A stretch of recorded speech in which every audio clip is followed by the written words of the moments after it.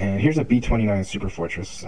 This bomber is really popular because this is the bomber that dropped the atom bombs on Japan. This bomber specifically is actually the bomber that dropped the Fat Man on Nagasaki. That was the big implosion-style atomic bomb. And of course, here it is, right here. Here's me standing in front of the Fat Man. Like I said, this was the implosion-style bomb that was dropped on Nagasaki.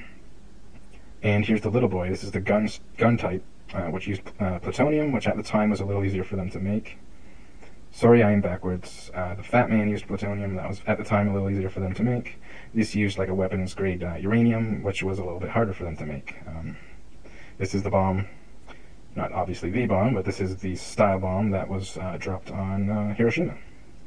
And if you guys know anything about the Manhattan Project and building these bombs in World War II, really, really interesting. A lot of money, a lot of giant factories, a lot of workers went into not just making the bombs, but more importantly making the fissionable material, the weapons-grade uranium. And the Manhattan Project is basically all the money and all the scientists, American and English, British, all working together to get these bombs made before the Germans. And they had these factories, just giant, humongous factories with thousands and thousands and thousands of workers. Mile after mile after mile, these just humongous factories. And all they did was try and enrich uranium.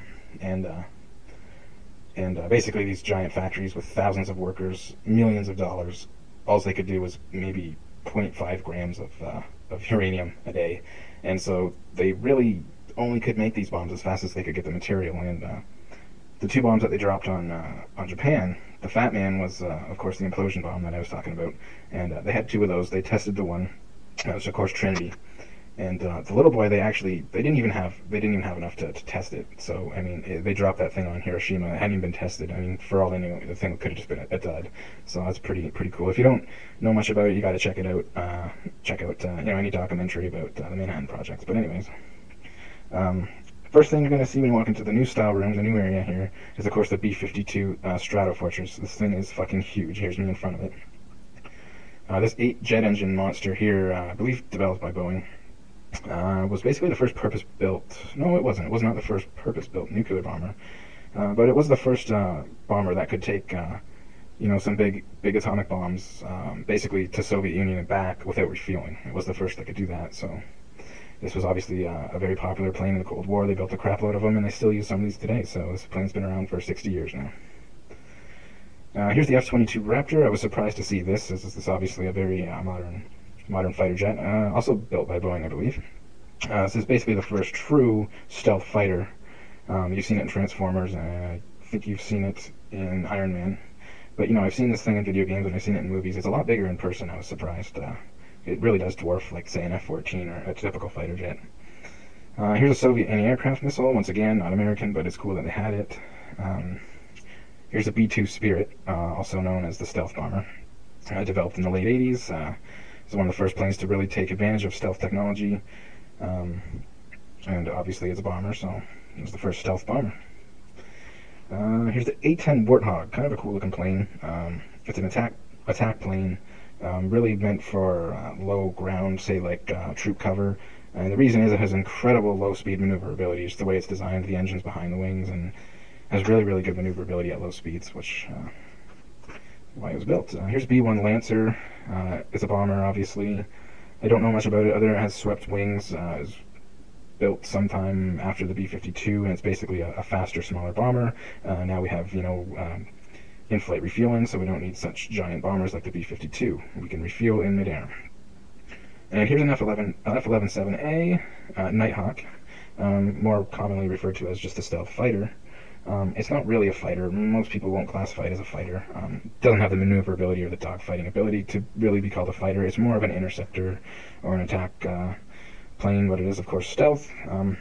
Once again, this is another one of the early implementations of stealth technology, which is the materials that it's made out of, how its electronics and radar work. Of course, the shape and all the angles and the way they deflect radar makes this thing very hard to detect on radar. Not impossible, but very hard. And look up, and here's a random cruise missile. I don't know what type of cruise missile. I would assume it's a Tomahawk cruise missile. The technology packed into these things is just amazing. These things have a range of about 1,000+ miles. I think they travel at about 1,000 miles an hour as well. They can be launched from submarines under the water, they can be launched from planes, they can be launched from boats, they can be launched from the ground, they can carry nuclear warheads, they can carry anything from cluster bombs, they can carry landmines and drop them off on the way to a primary target. These things are GPS guided, laser guided. They have their own terrain mapping where they can actually look at the terrain and try and hide in, say, valleys or, avoid radar. These things are, they're $1 million a pop, basically, and the U.S. fires these things off like they're, turds. So that's how you win wars these days, is with the technology, and hope that it never fails you. And here's a hint of what's to come: Soviet power. Here's the MiG-29. The MiG-29, sometimes referred to by NATO as the Falcon. Basically, this was designed in the late 70s by the Soviets to take on some of the modern American fighters of the time, like, say, F-15 and the F-18. Me in front of it, of course, I've got this picture framed. Very happy that that was there. Here's an SR-71 Blackbird. This is a spy plane. I don't know too much about it, other than obviously it's really fast and it can fly really high. The speed on this thing is about 2,200 miles per hour.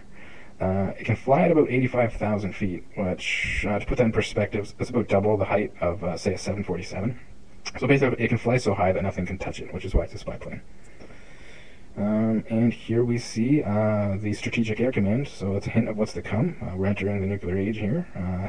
For those of you that don't know who Strategic Air Command is, SAC, they were basically put in charge of anything nuclear power related to the military, to the United States, beginning of the Cold War. Prior to that, it would have been, the Nuclear Safety, the Atomic Energy Commission would have owned all the nuclear weapons for the United States. And instead of giving them off to the Navy and giving them off to the Army, etc., they just created a whole new branch of government, military government. SAC was in control of anything nuclear related: bombers, bomber runs, ICBMs, all the bombs, everything. And here's a B-36. This thing is huge. This might have been the first, basically, nuclear bomber designed specifically to carry the heavy payloads. As you can see, this thing's just humongous. It has 6 piston engines on it, with 6 propellers that face the back, which is the first weird thing you'll notice when you look at this. The propellers are on the back of the wing.